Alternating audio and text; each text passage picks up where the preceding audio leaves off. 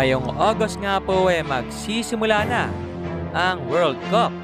Kaya naman unti-unti na nga pong naglalabasan kung sino-sino nga ba ang mga makakasama sa pool ni Yang Yao.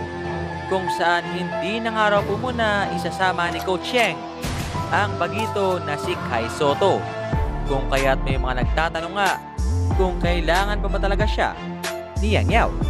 Kaya naman sa ating video mga kabiboy ay atin nga pong pag-uusapan yan. Pero kung bago ka pa lang sa aking channel ay huwag mong kalimutang mag-subscribe.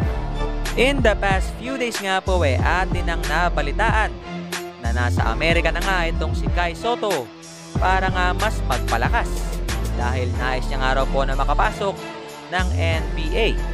At syempre, para nga rin sa gaganapin na FIBA Under-19 para nga mas maganda ang laro niya sa ating Batang Gilas.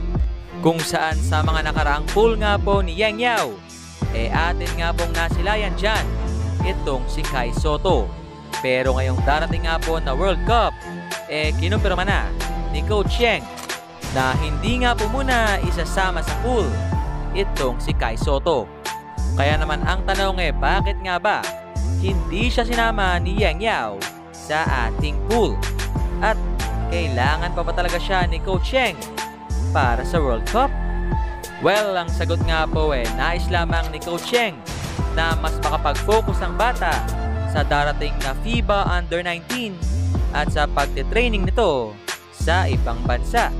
Kung saan wala nga pong sinabi si Yang na ayaw niya kay Kai Sotto dahil nais lamang ni Coach na mas mapabuti ang kalagayan ng batang ito.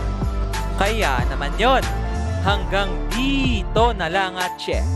Maraming salamat sa inyong pagsubaybay. And once again, this is me, Bob GameStyle TV, saying, bye-bye.